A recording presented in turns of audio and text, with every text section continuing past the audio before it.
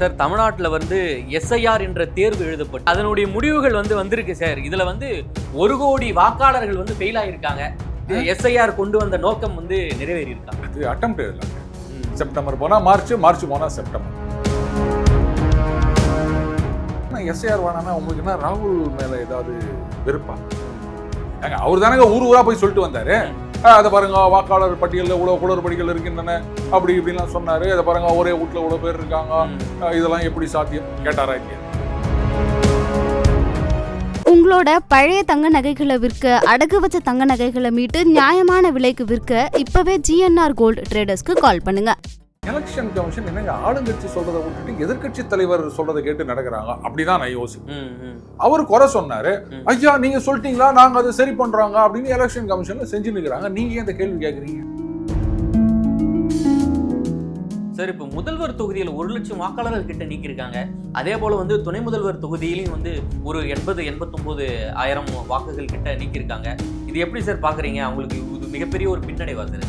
CM deputy CM தொகுதியில இவ்வளவு இருக்கு அப்படின்னும் போது அப்ப இதுல எந்த விதமான குளறுபடியும் கிடையாது, கரெக்டா தான் நடந்திருக்கு. ஏன்னா 100% அங்க பூத் ஏஜென்ட்லாம் சரியா வேலை பார்த்திருப்பாங்க. அப்ப அவங்க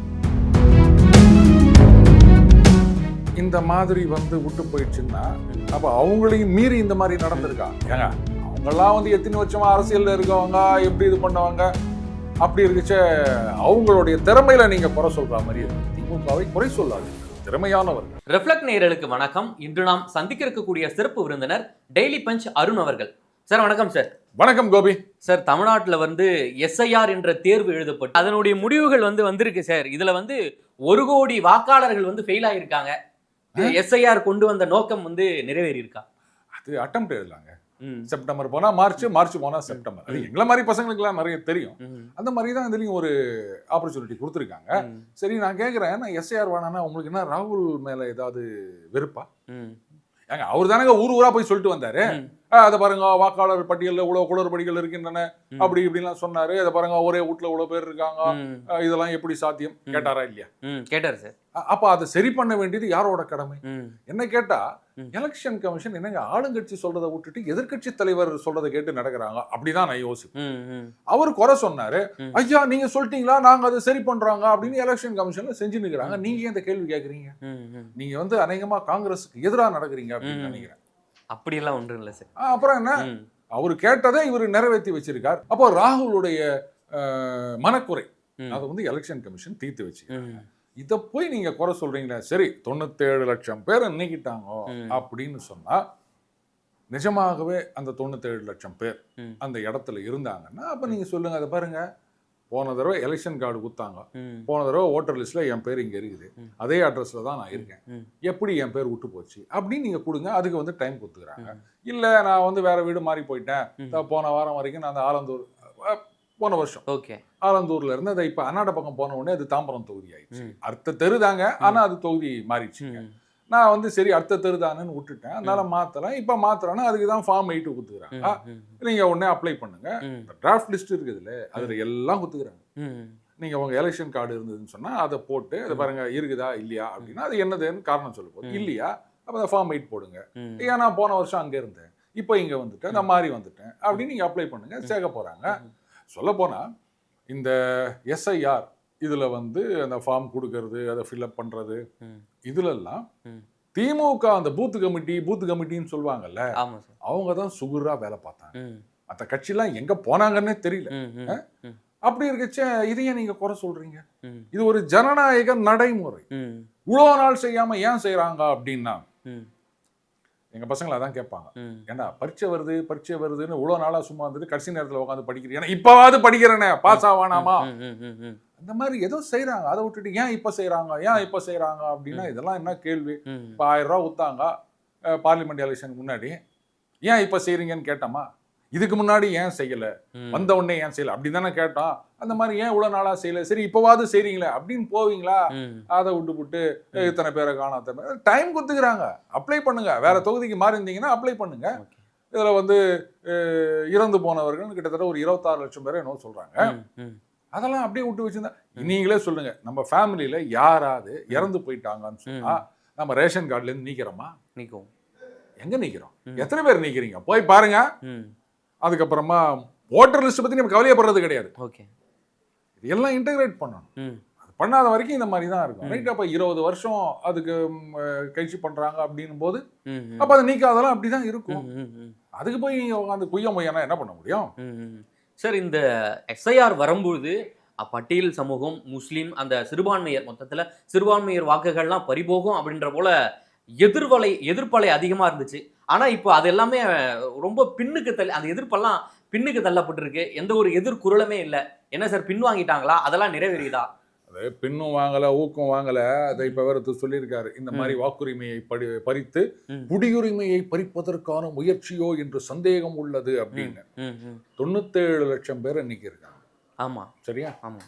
அப்போ 97 லட்சம் பேரும் வந்து மைனாரிட்டிகளா இருக்க முடியாது. எல்லாரும் சேர்ந்து தான் இருப்பாங்க எல்லா தொகுதியிலும், இல்லையா? இல்ல 97 லட்சம் மைனாரிட்டிகளை நீக்கி விட்டார்கள், ஆதாரத்தை கொண்டு வந்து கொடுங்க. சும்மா அப்படியே வாயில வந்ததை சொல்ல வேண்டியது. இது வந்து அவர்களை நீக்கிறார்கள், இவர்களை நீக்குகிறார்கள் அப்படின்னு. இப்போ மைனாரிட்டிகள் அப்படின்னா கூட ஓட்டர் லிஸ்ட்ல பேரை பார்த்தா தெரியறதுக்கு ஒரு சான்ஸ் இருக்குதுங்க. பட்டியலினத்தை சார்ந்தவர்கள் பேரை பார்த்தா எப்படி தெரியும் உங்களுக்கு? அப்புறம் அவங்கள நீக்கிட்டாங்கன்னு எப்படி சொல்றீங்க? சரி, அப்படியே நான் கேட்கிறேன். இப்ப இன்னைக்கு வந்து திமுக பூத் லெவல்ல இருந்தவங்க தான் வந்து ஃபுல்லா கோஆர்டினேட் பண்ணாங்க. அஃப்கோர்ஸ் இது எல்லாரும் பண்ண வேண்டிய விஷயம். ப. சிதம்பரம் அவர்கள் சொல்லியிருக்காரு, சசிகாந்த் செந்தில் அவர்கள் சொல்லியிருக்காரு. இது வந்து எலெக்ஷன் கமிஷன் மட்டும் இல்ல, ஜனநாயக முறைப்படி கட்சிகள் எல்லாமும் இதுல சேரணும். ஓட்டர் லிஸ்ட் எடுத்துக்கங்க. ஒவ்வொருத்தரும் வந்து அவங்க பகுதிகளில் போயிட்டு செக் பண்ணுங்க, யார் பேராவது விட்டு இருந்ததுன்னு சொன்னா, அதாவது அதே இடத்துல இருக்கேன் ஆனா விட்டு போச்சுன்னு சொன்னா அதுக்கு ஒரு ஃபார்ம் இருக்கு, அதை அப்ளை பண்ணுங்க. இல்ல தொகுதி மாறி இருந்தாங்கன்னா அவங்களுக்கு என்ன மாதிரி அப்ளை பண்றதுன்றத சொல்லுங்க. இது வந்து ஒரு ஜனநாயகத்துல எல்லாரும் செய்ய வேண்டிய கடமை அப்படின்னு சொல்லியிருக்காங்க. சும்மா உட்காந்தீங்கன்னா இவங்க பேர் ஏத்துருவாங்க, அவங்க பேர் ஏத்துருவாங்க. இன்னும் சில பேர் பாத்தீங்கன்னா புள்ளி கூட்டணியில பாருங்க எதிர்கட்சி ஆள் பேரெல்லாம் நீக்கிடுறாங்க அப்படின்னு. ஏங்க, நான் ஓட்டர் லிஸ்ட்ல வந்து இவர் இந்த கட்சிக்கு போன தடவை ஓட்டு போட்டாரு, இவர் இந்த கட்சி மெம்பர் அப்படின்னா இருக்குது. இதெல்லாம் என்னங்க இது? சொல்லலாம், இல்ல அவங்க பூத் லெவல், அதெல்லாம் சும்மா அப்படியே ஏதாவது ஒண்ணு கிளப்பி விட்டு இருக்க வேண்டியதான். இப்ப உங்களுக்கு டைம் கொடுத்துக்கிறாங்க. அந்த 97 லட்சம் பேர்ல இறந்தவர்கள் போக மீதி தொகுதி மாறியவர்கள் எங்க மாறி இருக்காங்களோ அவங்க சேர்க்கறதுக்கு நீங்க ஹெல்ப் பண்ணுங்க. அந்த நடைமுறை முடிஞ்ச பிறகு அப்ப எத்தனை பேர் தொகுதி மாறியவர்கள் சேர்த்திருக்காங்க அப்படின்ற லிஸ்டும் கொடுக்க போறாங்க.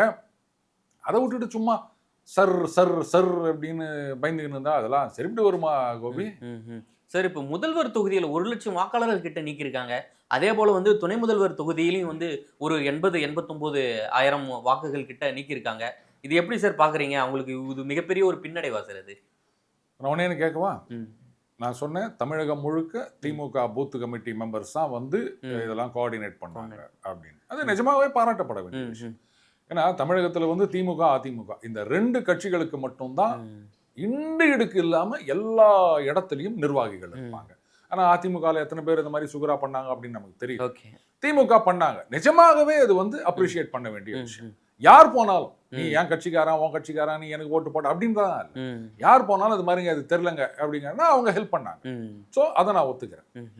அப்போ இந்த மாதிரி வந்து விட்டு போயிடுச்சுன்னா அப்ப அவங்களையும் மீறி இந்த மாதிரி நடந்திருக்கா? ஏங்க, அவங்கெல்லாம் வந்து எத்தனை வருஷமா அரசியல்ல இருக்கவங்க, எப்படி இது பண்ணவங்க, அப்படி இருக்குச்ச அவங்களுடைய திறமையில நீங்க குறை சொல்ற மாதிரி திமுகவை குறை சொல்லாதீர்கள், திறமையானவர்கள். ஓகே. ஸோ அவங்கெல்லாம் தொகுதி மாறி இருக்கலாம், இல்ல வேற மாநிலத்துக்கு போயிருக்கலாம். அதுக்கு ஒரு வாய்ப்பு இருக்கு. அதை வந்து நீங்க பண்ணீங்கன்னா எல்லாம் சரியா இருக்கும். ஆனா வந்து எதிர்கட்சியில இருக்கக்கூடிய தலைவர்கள், முக்கிய தலைவர்கள் தொகுதியெல்லாம் இந்த அளவுக்கு 1 லட்சம் கிட்ட வாக்காளர்களே நீக்கல அப்படின்ற போல ஒரு சந்தேகத்தை எழுப்புறாங்க சார். சரிங்க, அப்ப தமிழகம் முழுக்கவே இவ்வளவு சுகுரா வேலை பார்த்தாங்க அப்படின்னும் போது சிஎம், டெப்டி சிஎம் தொகுதியில வந்து என்ன அளவுக்கு வேலை பார்த்திருப்பாங்க? என்ன ஒருவேளை அந்த 2 தொகுதியும் விட்டாங்களா திமுகல? உள்கட்சி சூழ்ச்சியோ 100% அவங்க வேலை பார்த்திருப்பாங்க இல்லையா? கண்டிப்பா. அப்போ அது ஜெனியூனா அவங்க தொகுதி மாறி போயிருப்பாங்க. ஆர் இறந்தவர்கள் அந்த மாதிரி இருக்கலாம். அதனால தான் அந்த மாதிரி ஆயிருக்கு. அதான் மறுபடியும் சொல்றேன், தொகுதி மாறி இருந்தா அதை சேர்க்கறதுக்கு ஒரு வாய்ப்பு இருக்கு. சோ இப்ப சிஎம், டெப்டி சிஎம் தொகுதியில இவ்வளவு இருக்கு அப்படின்னும் போது அப்ப இதுல எந்த விதமான குளறுபடியும் கிடையாது, கரெக்டா தான் நடந்திருக்கு. ஏன்னா 100% அங்க வந்து பூத் ஏஜென்ட்லாம் சரியா வேலை பார்த்திருப்பாங்க. அப்ப அவங்க வந்து இதை விட்டுருக்கிறதுக்கு சான்ஸ் இல்லை. நிஜமாகவே தொகுதி மாறி அந்த மாதிரியான விஷயங்களா இருக்கலாம். அதனால தான் இந்த மாதிரி குறைஞ்சிருக்கு. இது ஒண்ணு போதாத அவங்களுக்கு வந்து இந்த எஸ்ஐஆர் சரியாதான் நடந்திருக்கு அப்படின்னு சொல்றதுக்கு. போலி வாக்காளர்களை வைத்து திமுக வந்து ஜெயிக்க இருந்தது வந்து மண்ணோடு மண்ணா போயிடுச்சு அப்படின்ற போல ஒரு விமர்சனம் செஞ்சிருக்காரு.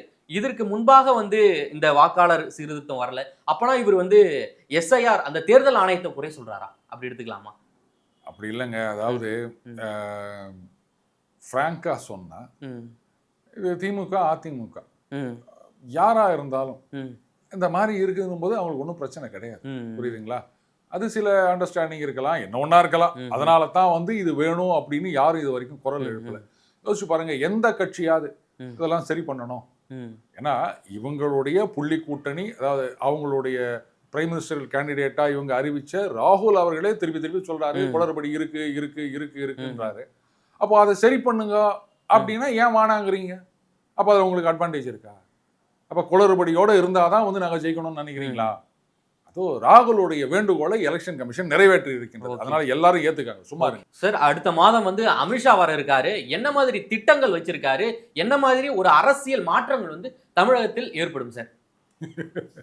என்ன திட்டமா? ம். அது வந்து கட்சியை உத்வேகப்படுத்த வேண்டும். எஸ்ஐஆருக்கு அப்புறம் வராரு சார். அதனுடைய முடிவுகள்லாம் வந்துருச்சு. எஸ்ஐஆர் ஆர் நோ எஸ்ஐஆர், இதுக்கும் தேர்தல் வெற்றி தோல்விக்கும் சில பேர் சொல்லுவாங்க பாருங்க, எஸ்ஐஆர் பண்ண பிறகுதான் பீகார்ல அவங்க ஜெயிச்சாங்க. அதுக்கு முன்னாடி அவங்க தானே ஜெயிச்சாங்க. ஆமா.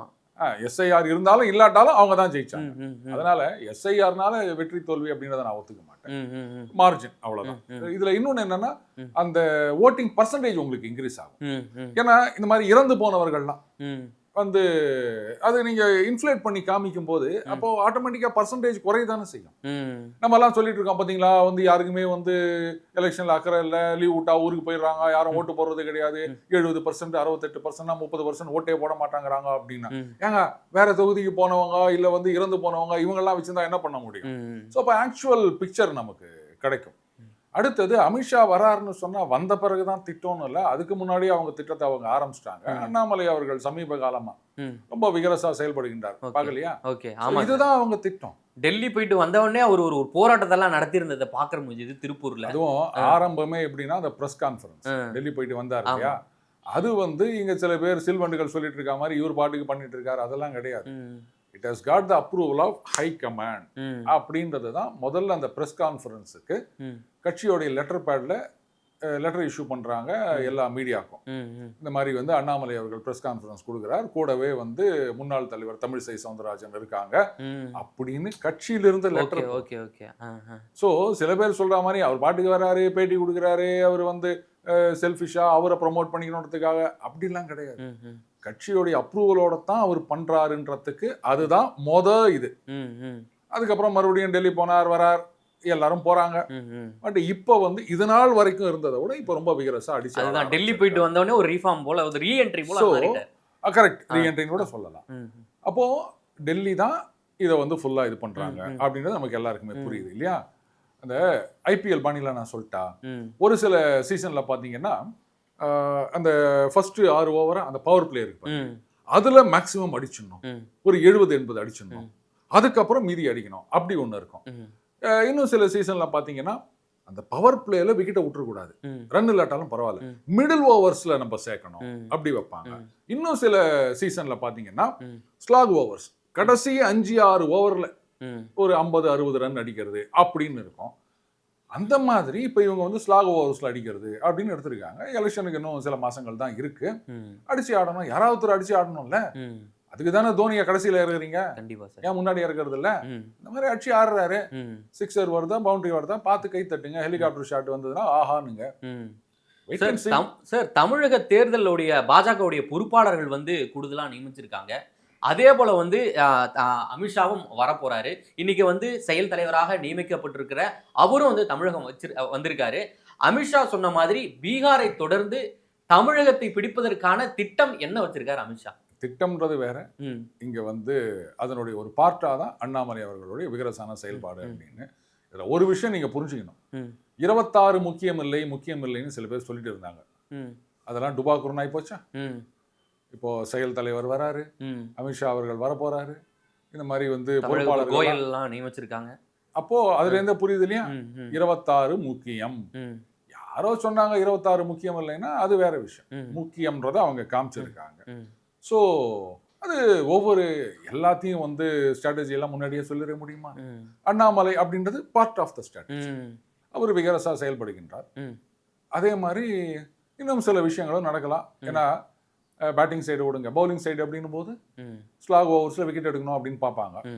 சும்மா சொன்னேன், நீங்க வேற எதுவும் நினைச்சுக்காதீங்க. ஸோ அந்த மாதிரியும் இருக்கலாம். மெயின் ஸ்ட்ரைக் பவுலர் எடுத்துட்டு வருவாங்க, ஓகே ஒரு 2 விக்கெட்டை தூக்கினா அவங்க வந்து அப்படியே கொஞ்சம் பிரேக் போடுவாங்க. அதுவும் ஐபிஎல் ஸ்ட்ராட்டஜி இல்ல, கண்டிப்பா அந்த மாதிரி தான் நடக்கலாம். ஓகே அது இன்ட்ரெஸ்டிங்கா இருக்கும் ஸ்லாக் ஓவர்ஸ்ல ஓகே பாருங்க. சார், ஓகே சார், மிக்க நன்றி சார். நன்றி கோபி.